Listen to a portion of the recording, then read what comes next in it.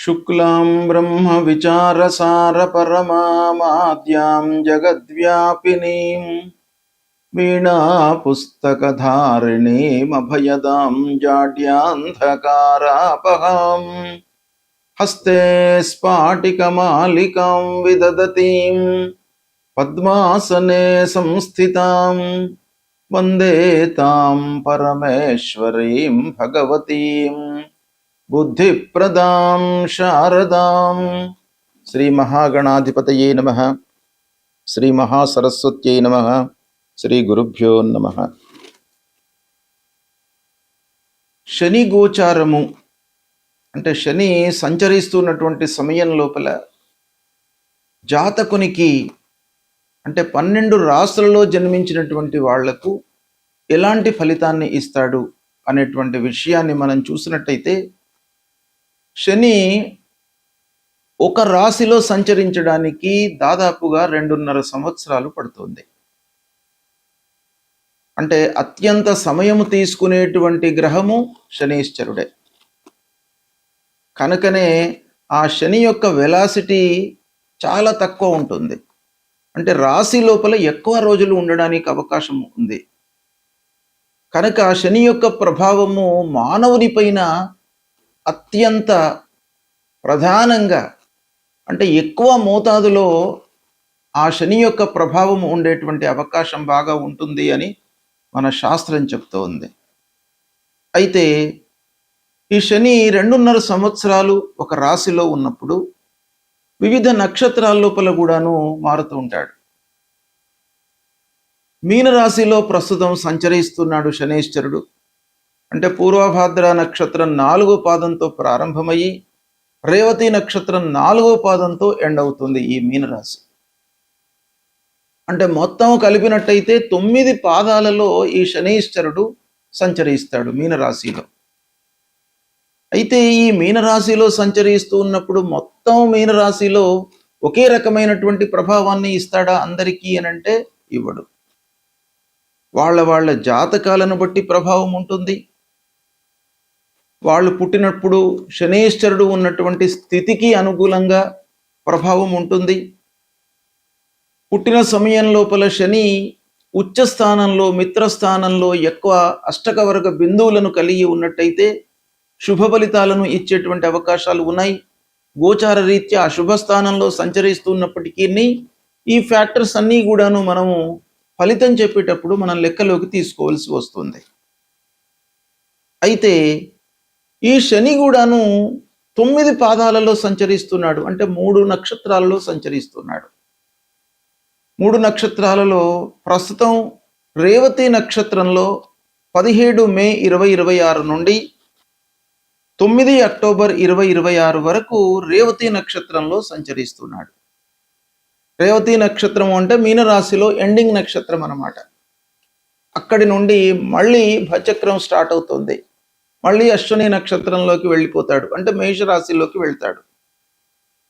కనుక ఈ మీనరాశిలో అంత్య నక్షత్రంలో సంచరిస్తున్నటువంటి సమయం లోపల రేవతి నక్షత్రంలో ప్రధానంగా సంచరిస్తున్నటువంటి సమయంలో మేషాది 12 రాశుల వారికి శని యొక్క ప్రభావము ఎలా ఉంది అనే విషయాన్ని మనము విశ్లేషిద్దాం.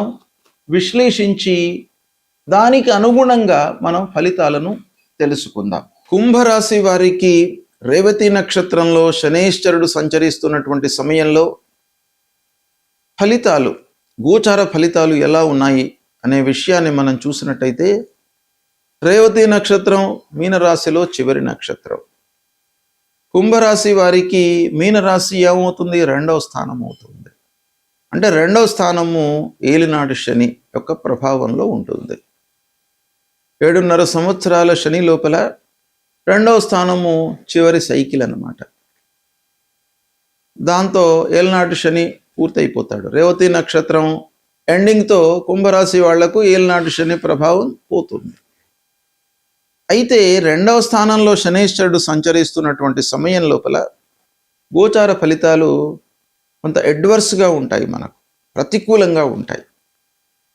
అంటే 2వ స్థానం ముఖ్యంగా ఏ విషయాలపై ప్రభావాన్ని చూపిస్తాడు శనీశ్వరుడు?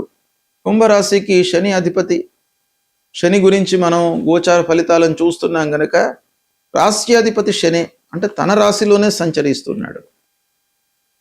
ఇకపోతే ముఖ్యంగా వీటి యొక్క ఫలితాలను మనం చూసినట్టయితే రాశిపరంగా డబ్బు వ్యవహారాలలో మీరు జాగ్రత్తగా ఉండాలి. కుటుంబ బాధ్యతలు పెరిగేటువంటి అవకాశము ఉంటుంది. మాటల మూలకంగా మనస్పర్ధలు పెరుగుతాయి, విభేదాలు పెరుగుతాయి. కాబట్టి మీరు మాట్లాడే విధానము, మాట్లాడే ధోరణి లోపల మీరు కొంత మార్పులు చేసుకున్నట్టయితే దాన్ని కంట్రోల్ చేసుకోవడానికి అవకాశాలు ఉంటాయి. పొదుపుపై ముఖ్యంగా మీరు మనస్సు నిలపాలి. ధనస్థానంలో శనైశ్వరుడు. ఇకపోతే ఆరోగ్య విషయంపై మీరు జాగ్రత్తలు తీసుకోవాలి. ఇన్కమ్ అనేటువంటిది స్లో అండ్ స్టడీగా మీ లోపల పెరిగేటువంటి అవకాశాలు కనబడుతున్నాయి. విలువైనటువంటి వస్తువులను కొనుగోలు చేయడం మూలకంగా మీకు ఖర్చులు పెరుగుతాయి. కుటుంబం లోపల కొన్ని ఇబ్బందులు, మనస్పర్ధలు, అనవసరమైనటువంటి చర్చలు జరిగే అవకాశం కూడాను ఒక పక్కన కనబడుతుంది. మీ యొక్క కంట్రోల్ అనేటువంటిది కావాలి. అంటే ఎవరో చెప్పడం మూలకంగా మీరు విషయాలపై కంట్రోల్ చేసుకోవడం కంటే కూడాను మీరు ఆ విషయం గురించి పూర్తిగా అవగాహన చేసుకొని ఆ విషయం లోపల మీరు ఒక కంట్రోలింగ్కు మీరు వచ్చినట్టయితే ఈ శని యొక్క ప్రభావం తగ్గుతుంది. ముఖ్యంగా 2వ స్థానం లోపల శనీశ్వరుడు ఆర్థికంగా ఇబ్బంది పెడతాడు. ఆలస్యము వీటిపైన ప్రభావం చూపిస్తాడు. కాబట్టి దాన్ని మీరు కట్ డౌన్ చేసుకోవడానికి ప్రయత్నాలు చేయండి. ఇక కుంభరాశి అనగానే మనకు ధనిష్ట నక్షత్రం 3, 4 పాదాలలో జన్మించినటువంటి వాళ్ళు, శతభిష నక్షత్రం 1, 2, 3, 4 పాదాలలో జన్మించినటువంటి వాళ్ళు, పూర్వభాద్ర నక్షత్రం 1, 2, 3 పాదాలలో జన్మించినటువంటి వాళ్ళందరూ కూడాను కుంభరాశి కిందికి వస్తారు. అయితే ఈ కుంభరాశి లోపల కూడాను నక్షత్ర పరంగా మనం చూసినట్టయితే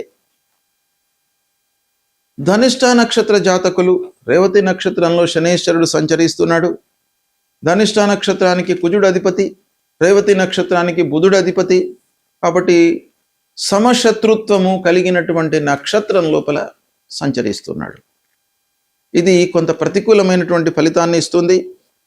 కాబట్టి వాగ్వివాదాలలోకి వెళ్లకుండా ఉండడము ఈ ధనిష్ట నక్షత్రం వాళ్లకు చాలా అవసరము. అంటే మాట లోపల కఠినత్వం లేకుండా ఒక ఓపికతో, ఒక మృదువైనటువంటి మాటతో మీరు వెళ్తే తప్పకుండా మీకు అనుకూలిస్తుంది. రాబడి విషయం లోపల మీరు శ్రమించవలసినటువంటి సమయము, ఖర్చులు పెరుగుతాయి. అనవసరమైనటువంటి ఖర్చులు ముందుకు వస్తాయి. ఇకపోతే వ్యాపారస్తులు కొంత జాగ్రత్తతో నిర్ణయాలు తీసుకోవాలి. అమ్మడం కానివ్వండి, కొనడం కానివ్వండి, ఒప్పందాలు చేసుకునేటప్పుడు కానివ్వండి, కొంత జాగ్రత్తలు తీసుకోండి. కుటుంబం లోపల బాధ్యతలు పెరుగుతాయి. ముఖ్యంగా ఆరోగ్యం పైన మీరు జాగ్రత్తలు తీసుకోవాలి. ఆరోగ్యపరమైనటువంటి సమస్యలు గోచరిస్తున్నాయి ధనిష్ట నక్షత్రం వాళ్లకు. కనుక దానిపైన మీరు మనసు నిలపండి. ఆర్థిక స్థిరత్వం కొరకై మీరు అన్ని విధాలుగా ప్రయత్నాలు చేసుకోవాలి. ఇకపోతే ముఖ్యంగా ఆలస్యంగా మీకు పనులు జరుగుతూ ఉంటాయి. ఆలస్యంగా మీరు జరిగినప్పటికీ ఈ సమయం లోపల మీకు సహనము, ఓపిక అనేటువంటిది చాలా అవసరము. దాన్ని మీరు నిర్వర్తించినట్టయితే ఆ ఫలితం అనేటువంటిది ఆలస్యంగా అయినా కూడాను మీకు కొంత కలిసి వచ్చే అవకాశాలు ఉంటాయి. ఇకపోతే 2వ నక్షత్రము శతభిష నక్షత్రం. శతభిష నక్షత్రానికి రాహు అధిపతి, రేవతి నక్షత్రానికి బుధుడు అధిపతి. ఈ శతభిష నక్షత్రం వాళ్లకు కొంత కలిసి వస్తుంది. రాశి పరంగా 2వ స్థానంలో సంచరిస్తున్నప్పటికీ నక్షత్రం పరంగా శతభిష నక్షత్రం, రేవతి నక్షత్రంలో శని, ఈ కాంబినేషన్ చూసినట్టయితే కొంతవరకు మీకు అనుకూలంగా ఉంటుంది. అంటే రాబడి విషయం లోపల అనిశ్చితి ఉన్నప్పటికీ, అంటే అన్సర్టనిటీ ఉన్నప్పటికీ, ఎంత వస్తుందో మనకు తెలియదు అనేటువంటి ఒక భావన ఉన్నప్పటికీ ఏదో రకంగా మీకు డబ్బు అందడము, మీరు చేతిలో ఉన్నటువంటి పనులకు సరిపోవడము, ఇలాంటివి కొంత మీకు అనుకూలమైనటువంటి స్థితిని ఈ శనైశ్వరుడి మూలకంగా కలుగుతుంది. ఇకపోతే ముఖ్యంగా ఇంటి లోపల కొన్ని అపార్థాలు చోటు చేసుకునేటువంటి అవకాశాలు ఉన్నాయి. అంటే మీరు గోప్యంగా ఉంచకుండా ప్రతి విషయాన్ని కూడాను ఓపెన్గా పిల్లలతో కానివ్వండి, భార్యతో కానివ్వండి, కుటుంబ పెద్దలతో కానివ్వండి, ఆత్మీయులతో కొంత ఓపెన్ అయి ఉండడము మీకు చాలా సత్ఫలితాలను ఇస్తుంది. కొంత మాటల లోపల జాగ్రత్త మట్టుకు అవసరము. ఖర్చులు పెరుగుతాయి. విదేశీయ ప్రయాణాలు, చదువు విషయంలోనే కానివ్వండి, ఉద్యోగ ప్రయత్నం కొరకు చేసేటువంటి విదేశ ప్రయాణాలు మీకు బాగా కలిసి వస్తాయి. టెక్నికల్ ఎడ్యుకేషన్లో ఉన్నటువంటి వాళ్ళు, టెక్నికల్ రంగంలో వ్యాపారం చేస్తున్నటువంటి వాళ్లకు చాలా అనుకూలమైనటువంటి సమయము. ఉద్యోగస్తులకు మటుకు బాధ్యతలు పెరుగుతాయి. వర్క్ ప్లేస్ లోపల రీసెర్చ్ రంగంలో ఉన్నటువంటి వాళ్లకు అనుకూలమైనటువంటి సమయము. మీకు స్లో అండ్ స్టడీగా ఆర్థిక పరమైనటువంటి స్థిరత్వము గోచరిస్తుంది. శతభిష నక్షత్రం వాళ్లకు మటుకు ఈ రేవతి నక్షత్ర సంచారము కొంత అనుకూలంగా ఉంటుంది. ఇక చివరి నక్షత్రం కుంభరాశిలో పూర్వభాద్ర నక్షత్రం. పూర్వభాద్ర నక్షత్రానికి అధిపతి గురువు, రేవతి నక్షత్రానికి బుధుడు. పూర్వభాద్ర టు రేవతి మనం చూసినట్టయితే కొంత సామ్యంగా ఉంటుంది. రాశి పరంగా ప్రతికూలత ఉంది, నక్షత్ర పరంగా కూడాను కొంత ప్రతికూలతనే ఉంది. కాబట్టి రేవతి నక్షత్రంలో సంచరిస్తున్న సమయంలో పూర్వభాద్ర నక్షత్ర జాతకులు 1వ పాదంలో, అంటే 1, 2, 3 పాదాలలో జన్మించినటువంటి వాళ్ళు ప్రత్యేకంగా కొన్ని జాగ్రత్తలు, ఓపిక తీసుకోవాలి. అంటే ఆదాయం పైన మీరు మనస్సు నిలపాలి. రాబడి మనకు ఎక్కడి నుంచి వస్తుంది, ఎలా వస్తుంది, ఎలా సంపాదించాలి అనేటువంటి దానిపైన మనము ఫోకస్ పెట్టాలి. ఇకపోతే కుటుంబం లోపల అదనపు బాధ్యతలు మీరు పొందేటువంటి అవకాశాలు ఉన్నాయి. పెద్దల యొక్క సహాయ సహకారాలు మీకు ఉపయోగపడతాయి. ఆదాయము స్లోగా మీకు పెరుగుతుంది. కుటుంబం లోపల కూడాను గౌరవ మర్యాదలు పెరుగుతాయి. విద్యారంగంలో ఉన్నటువంటి వారికి, అంటే ఉపాధ్యాయులకు ఈ సమయం బాగా కలిసి వస్తుంది. సంగీత, సాహిత్య, సినిమా రంగాలలో ఉన్నటువంటి వాళ్ళకు కూడాను అనుకూలిస్తుంది. సంతానం విషయంలో బరువు బాధ్యతలు పెరుగుతాయి. వాళ్ళ యొక్క చదువు, ఉద్యోగము, సెటిల్మెంటు, వివాహాది శుభకార్యాల విషయాలలో మీకు కొంత బాధ్యతలు ఆలస్యము అయ్యేటువంటి అవకాశాలు కనబడుతున్నాయి. కనుక మీ వైపు నుంచి కొంత శ్రమ అవసరము ఈ విషయాల లోపల. కుటుంబం లోపల ముఖ్యంగా ఐక్యత కొరకు మీరు కృషి చేయాలి. అంటే పిల్లల యొక్క ధోరణి, మార్గము, భార్య, పెద్దల యొక్క ఆలోచన ఇవన్నీ కూడాను విభిన్నంగా ఉంటుంది. కనుక వీళ్ళందరినీ కూడాను ఒక తాటిపైకి తీసుకురావడము చాలా అవసరము. ఐక్యత, కుటుంబంలో ఐక్యత ఉన్నట్టయితే మీకు సంతోషం వెల్లివిరుస్తుంది. తద్వారా మీరు చేసేటువంటి పనుల లోపల ఎన్ని అపజయాలు ఏర్పడినప్పటికీ కుటుంబం లోపల ఐక్యతతో ఉన్నట్టయితే సంతోషం అనేటువంటిది ఉంటుంది. కాబట్టి దాని కొరకే మీరు ప్రయత్నాలు చేస్తుండండి. కోర్టు విషయాల లోపల జాగ్రత్త అవసరము. అనవసరమైనటువంటి ఖర్చులు గోచరిస్తున్నాయి. క్రమశిక్షణల వలన మీకు ఆదాయం పెరుగుతుంది. ఈ విధంగా కుంభరాశి వారికి నక్షత్రాల పరంగా ఫలితాలు ఉన్నాయి. దీన్ని సద్వినియోగపరచుకోండి. రేవతి నక్షత్రంలో శనేశ్వరుడు సంచరిస్తున్నటువంటి సమయంలో 12 రాశులలో జన్మించినటువంటి వారికి ప్రధానంగా రాశిపరంగా, నక్షత్రం ప్రకారంగా విభిన్నమైనటువంటి ఫలితాలు ఉంటాయి. శనేశ్వరుడు ముఖ్యంగా 3, 6, 11 స్థానాలలో సంచరిస్తున్నటువంటి సమయంలో రాశి పరంగా ఆలోచించినట్టయితే మంచి ఫలితాలను ఇస్తాడు. అంటే శుభ ఫలితాలను ఇస్తాడు. శుభప్రదం అన్నమాట.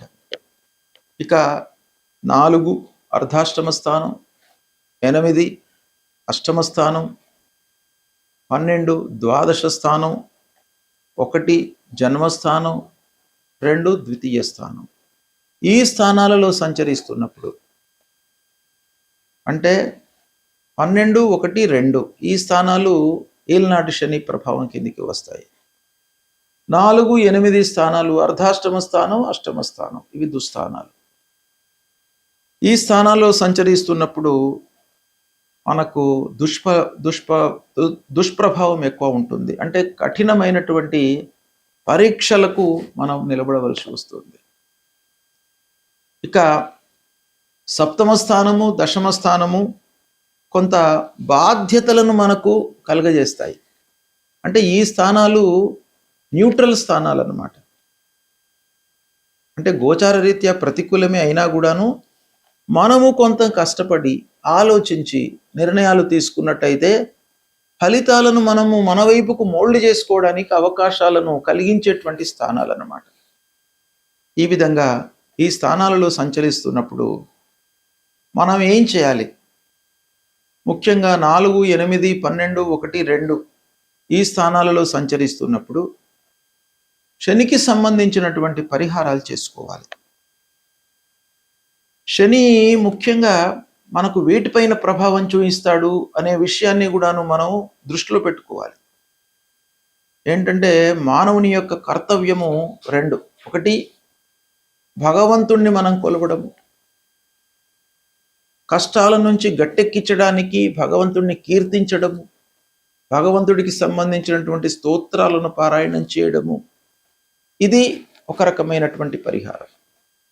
రెండవది, శని యొక్క కారకత్వము, శని యొక్క ప్రభావము ఏ కార్నర్ పైన ఉంటుంది అనే విషయాన్ని మనము తెలుసుకొని పసిగట్టి వాటిపైన మనం ఎక్కువ ఫోకస్ పెట్టాలి.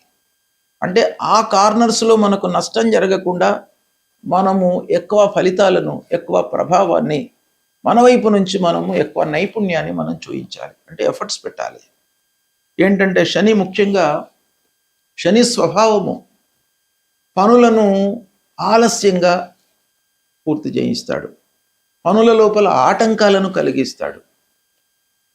మన లోపల ఒక క్రమశిక్షణను తీసుకువస్తాడు. ఇది కొంత పాజిటివ్ పాయింట్.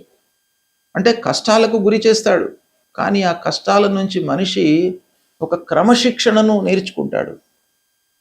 అంటే అస్తవ్యస్తంగా ఉన్నటువంటి జీవన విధానము ఒక క్రమశిక్షణలోకి తీసుకురావడానికి శనీశ్వరుడు బాగా ఉపయోగపడతాడు.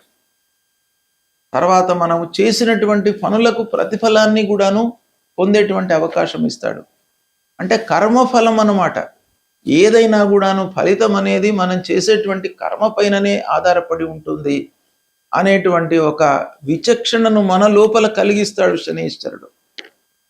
కాబట్టి కర్మకు ప్రాధాన్యత మన లోపల కలిగిస్తాడు. అంటే పనులు మనము చాలా ఒళ్ళు దగ్గర పెట్టుకొని పనులు చేయాలి అనేటువంటి ఒక మనస్తత్వాన్ని మన లోపల క్రియేట్ చేస్తాడు. బాధ్యతలను గుర్తు చేస్తాడు. కాబట్టి ఇలాంటి కార్నర్స్ లోపల శని యొక్క ప్రభావం ఉంటుంది. కాబట్టి మనం వీటిపైన ఫోకస్ చేసి మన నైపుణ్యతను, ఎఫర్ట్స్ను పెట్టినట్టయితే మనము కొన్ని అనర్థాలను రెక్టిఫై చేసుకోవడానికి అవకాశం ఉంటుంది. అయితే భగవంతుణ్ణి మనం ప్రార్థించేటువంటి సమయంలో ముఖ్యంగా శనీశ్వరుడి యొక్క మూలమంత్రాన్ని మనము చదువుకోవాలి ప్రతినిత్యం కూడాను. ఏంటి అని అంటే, నీలాంజన సమాభాసం రవిపుత్రం యమాగ్రజం ఛాయా మార్తాండ సంభూతం తం నమామి శనైశ్చరం అనేటువంటి మూలమంత్రాన్ని ప్రతినిత్యం కూడా చదువుకోండి. స్నానం చేసిన తర్వాత మన ఇంట్లో ఉన్నటువంటి దేవుడి దగ్గర ఒక్క క్షణం నిశ్చలమైనటువంటి మనస్సుతో నిలిచి ఆ భగవంతుణ్ణి నమస్కరిస్తూ ఈ శ్లోకాన్ని పఠించండి. ఆంజనేయ స్వామి గుడికి వెళ్ళండి. హనుమాన్ చాలీసా పారాయణం చేయండి. నల్ల వస్త్రము, నువ్వుల నూనె, ఇనుప ముక్క ఇలాంటివి దానంగా ఇవ్వండి. నీడీ పర్సన్స్కు వస్త్రదానం చేయండి. అంటే ఎవరైతే ఇబ్బందులలో ఉన్నారో వాళ్లకు వస్త్రదానం చేయండి. ఆకలితో అలమటిస్తున్నటువంటి వాళ్లకు మీ శక్తి కొలది అన్నదానం చేయండి. రోజు ఒకరికి, ఇద్దరికి మీకు వీలైతే అన్నం పెట్టించండి. ఇలాంటివి చేయడం మూలకంగా మీకు ఆ భగవంతుడి యొక్క అనుగ్రహం కలుగుతుంది.